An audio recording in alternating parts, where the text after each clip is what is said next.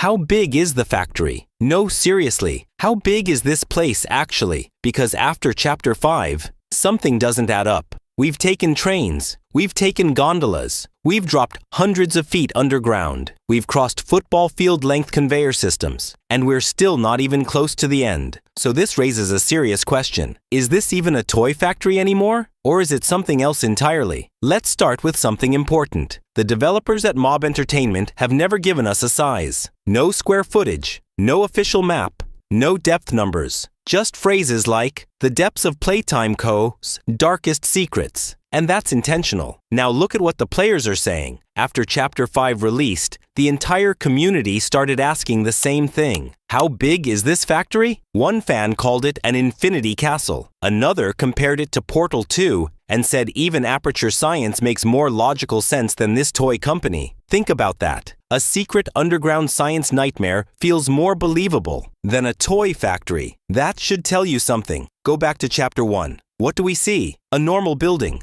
Brick exterior, smokestacks, Midwestern industrial design. Inside, lobby, gift shop, assembly line. It feels contained, manageable. But then you notice the hallways, the vents, the locked doors, the places we never go. Chapter 1 isn't small. It's restricted. It's controlled. It's hiding something. Then Chapter 2 happens. Suddenly, we have an entire game station, massive arenas, long challenge corridors, and a train system, a full train system. Ask yourself this. Why does a toy factory need an internal railway? You don't build rail lines for a small facility. You build them when walking isn't practical anymore, when distances are too large. That's when the illusion starts breaking. Then Chapter 3 destroys the illusion completely. Playcare, an underground orphanage dome, a dome with a school, living quarters, gas production systems, vertical cavern drops, cable transport. This isn't a floor. This is a district. This is when players realized something terrifying. This factory isn't expanding sideways. It's expanding downward, layer after layer after layer. And then Chapters 4 and 5 make it worse. The dollhouse, safe haven, prototype containment labs, prison sectors, core collapse zones, cable cars that travel for minutes, multi-story vertical drops, conveyors stretching into darkness. At this point, it doesn't feel industrial. It feels engineered, like a bunker, like something built to hide secrets. And here's the part that should bother you. We still haven't seen the full map.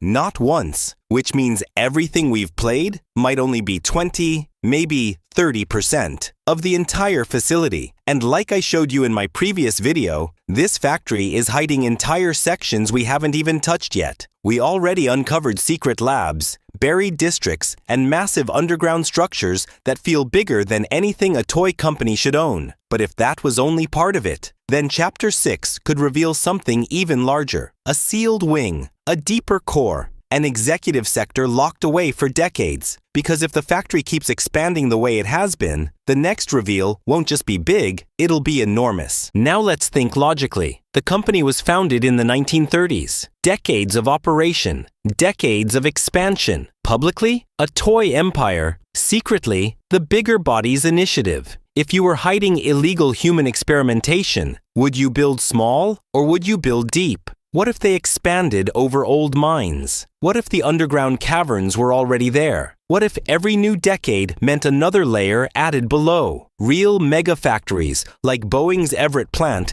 span over 4 million square feet. Now imagine that, stacked vertically, with hidden labs and sealed containment chambers. That's the scale this feels like. So how big is it really? Surface level, probably 20 to 50 acres minimum, but underground, 10 to 20 layers, hundreds of acres of tunnels, 700, maybe 800 feet deep. That's deeper than major monuments are tall. That's military bunker depth. And if that's true, this place might span multiple square miles underground, bigger than some small towns. Let that sink in. A toy factory, bigger than a town. But here's the real question. Why make it this big? Because scale creates isolation. The bigger it is, the less likely you are to escape. Every chapter makes you think we're near the end. And then it keeps going, and going, and going, Almost like the factory doesn't want to end. Almost like it's alive. And here's my wild prediction. What if the factory wasn't built first? What if something was already down there? What if Playtime Co. built around it? What if the deepest core isn't machinery, but something ancient? Something that required miles of concrete and steel to contain? And what if in the final chapter, we finally see the full blueprint? Zoom out. Miles of underground structure, connected wings, buried districts, endless depth, and we realize something horrifying. We haven't been descending into a factory. We've been descending into a system, a controlled ecosystem, a man-made abyss. So how big is the factory? Big enough to hide a massacre, big enough to hide experiments, big enough to hide decades of secrets, and maybe big enough that we've only scratched the surface.